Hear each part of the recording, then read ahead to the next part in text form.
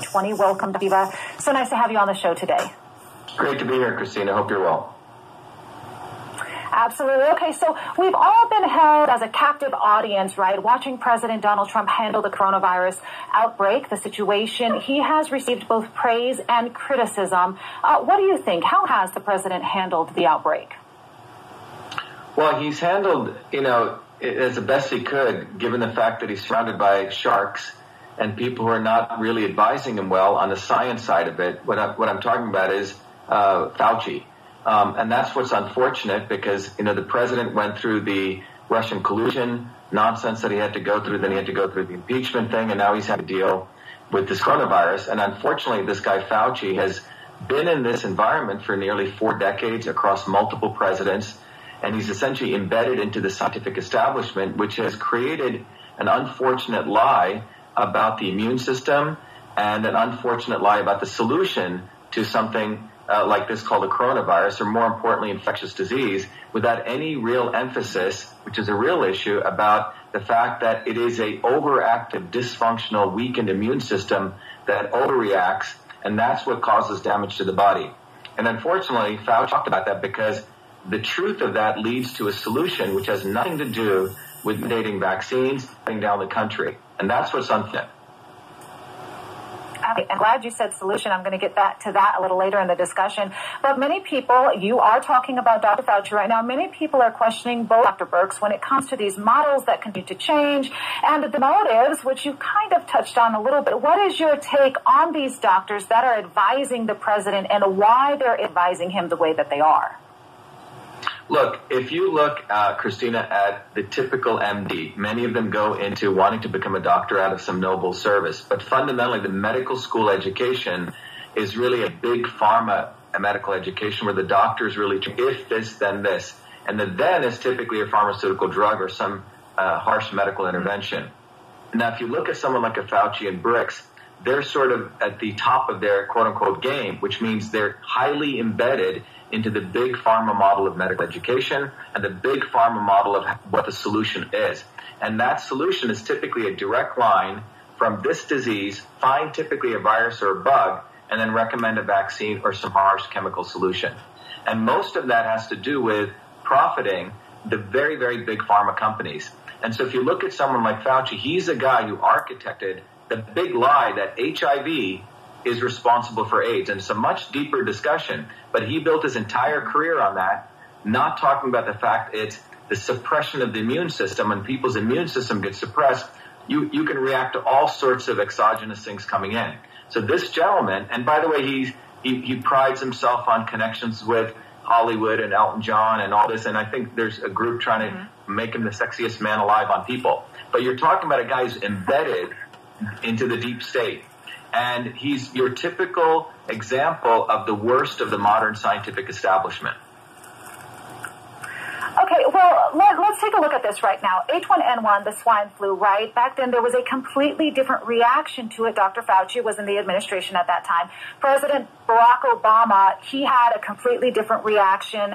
Fauci had different recommendations that he's having now. Even the media coverage has been completely different from the swine flu now to the coronavirus. Why?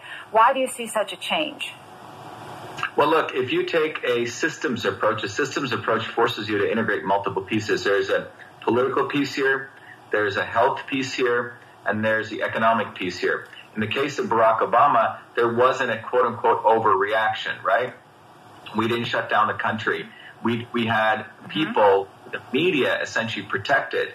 Here's a gentleman, Obama I'm talking about, who did not allow the big banks to fail when they should have failed. He used quantitative easing to essentially bail them out. And since 2008 and 9, this country's been essentially on a crack model of running the economy where we print money, and that's what the country has gotten used to. And because of Obama, we decidedly destroyed our economic base by outsourcing a tremendous amount of manufacturing to China. We destroyed our innovation base by allowing China to steal. So when Trump comes into office, he's dealing essentially with a catastrophic situation. And I think Trump knew that what was going on with the Fed and with quantitative easing was going to destroy the economy of this country. So at best, what he was trying to do was save the economy by bringing back manufacturing, by protecting the intellectual property drainage in this country. However, when you have the level of things that he had to go through, I think the deep state's really effect was to hit him with this coronavirus. And what's the end goal? Well, as you just rightfully said, when Obama was running, you had nearly, I think, 60,000 deaths, right, with H1N1. Here you have close to maybe 10,000 deaths. And we don't even know what the numerator and the denominator are here, because they're blanketly assigning COVID-19 to people who may not even have it. And we're seeing a concomitant, a number of, there's drop in pneumonia. So where's those drops? The people are getting the flu or in the flu season. So you have totally cooking of the books. And I can go more into detail on that. You have the cooking of the books. You have a political motive of the fact that the establishment elite did not want a guy like Donald Trump ever getting elected. And so he did get elected. So they've been reeling from that. And I don't think they want him to get a second term, nor do they want a guy like me to, win in Massachusetts. But given that, what you're looking at is a strategic move to essentially destroy the economy, as using it as a vehicle to impose not only vaccine mandates, which we could talk about, but also as an opportunity to suppress dissent and destroy freedom, as a way to curtail what a guy like Donald Trump can do, what people in America can do. And this has essentially been the modus operandi of people like Fauci for many, many years. But for him, this is a huge opportunity. And this ain't his first rodeo. This is his second rodeo if you go back looking at the HIV AIDS, fake causality. You know what? You just brought up something about the death count, and I wanted to touch on that with you. We are hearing reports from doctors who are saying they are being instructed to count deaths as coronavirus deaths, even if the person died from a different condition, but at some point in time had contact with somebody who had coronavirus. Dr. Birx just came out and said they're classifying everybody with the virus as a death instead of dying from the virus as a death. Why do you think that they are classifying this way? Why do you think there's an exaggeration in the numbers here, if you think there's an exaggeration in the death count numbers?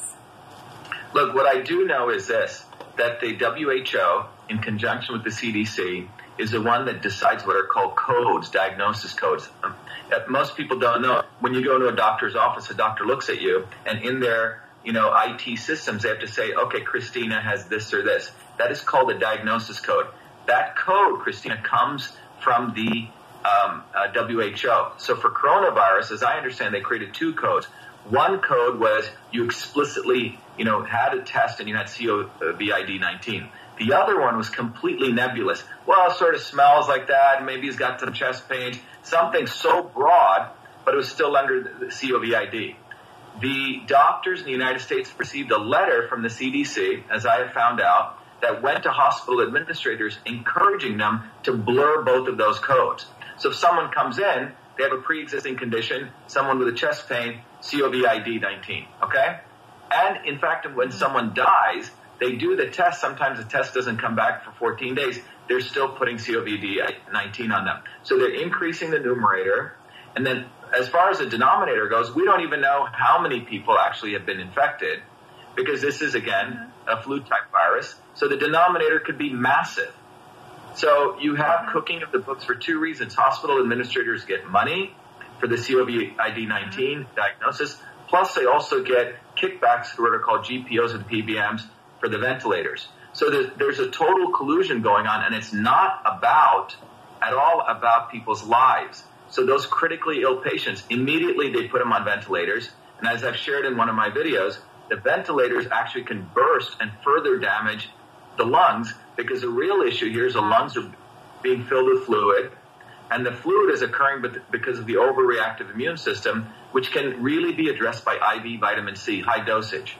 And that is not in the discourse. In fact, 80 to 90% of the people go on ventilators are dying. So this is essentially a death sentence that they're putting people on.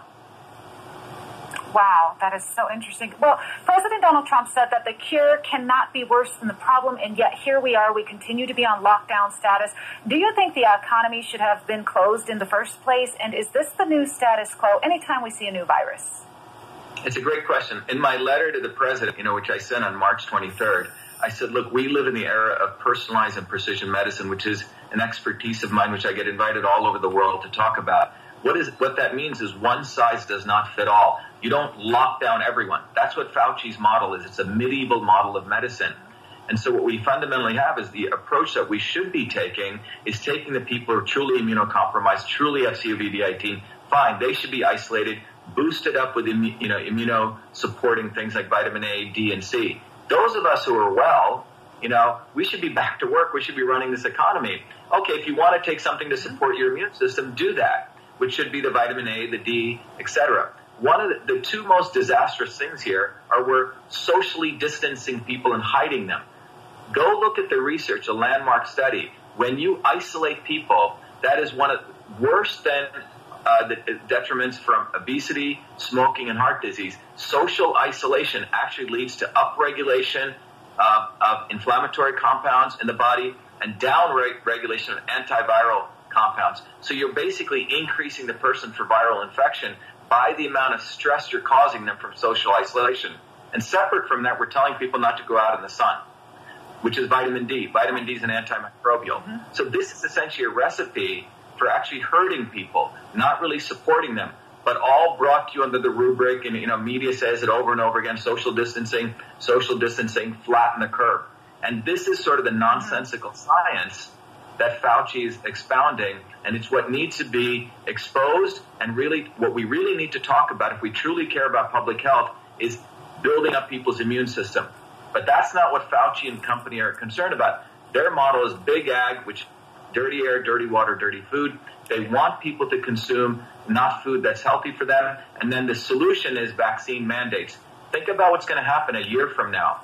When you go to get your driver's license, Christina, where's your vaccine card? And Fauci's already talking about that. Yes. Yes, he is. This is about developing a police state. I hate to use these very harsh terms, but that is what we're talking about, control of the individual. It's a very, very dangerous time, but it's also an opportunity for Americans to go back to our roots, which is freedom, which is basically listening to truth and basically starting to, take back what is really ours, which is our truth, freedom, and health. And Fauci's not about that. He serves the masters of Bill Gates, the Chan Zuckerbergs, the Clintons, the CDC, the WHO, and in fact, the Chinese. This is what we're seeing before in front of our eyes is exporting Chinese model of governance, top down, controlling the last oasis of freedom, which is our human body. And it's very concerning. It's very scary, as well as social distancing. And we just have a little bit of time left here. Another thing they're pushing are these masks and these gloves. And I'm seeing people making these makeshift homemade masks and literally putting their lives in the hands of these masks and gloves. How well do these actually work? And you touched on it just briefly, but what is the real solution to coronavirus? Look, the real solution, Christina, as any solution to any pathogen, we need to understand that the medical establishment, the pharmaceutical medical establishment for hundreds of years has built its entire foundation of always blaming a virus or a germ. Always. So when scurvy came around, remember scurvy when people's teeth would fall out and they had bleeding gums? Oh, it must be a virus. Well, it was deficiency in vitamin C 100 years later, when even people on the ground knew it. When pellagra came out, which was when people's skin and everything would get all dry, horribly dry, and like eczema, ultimate conditions. Oh, it must be the Italians who are coming over the ship. They're bringing some dirty germs, and we need to quarantine them. Well, it turned out it was a deficiency in niacin. So on. So what we're seeing here is the virus hunters, the bacterial hunters creating fear. So the real solution to this, number one, is to recognize that the immune system is quite strong. We're actually a walking ecosystem of germs, 380 trillion viruses, 60 trillion bacteria among the 6 trillion cells. There's viruses all around us. The reality is a strong immune system always handles this beautifully. It's the weakened immune system. So all those masks and all this stuff, people didn't wear this for humanity, okay? The issue is, how do you beef up the immune system? As I wrote to the president, vitamin D. Vitamin D is an antimicrobial. Why do you think in many of these hot countries we don't hear any about this? Vitamin A, which is all from the rich leafy green, dark green vegetables and fruits. That supports your body to create cytokeratins through vitamin A, which protects your cells. So these are the two foundation pillars. Yet Fauci and BRICS do not talk anything about that, because a V in vitamin is an anathema for their vaccines. And same with the V in vitamin C is an anathema for their ventilators. You see, it's ventilators and vaccines. Yeah. And this is big pharma.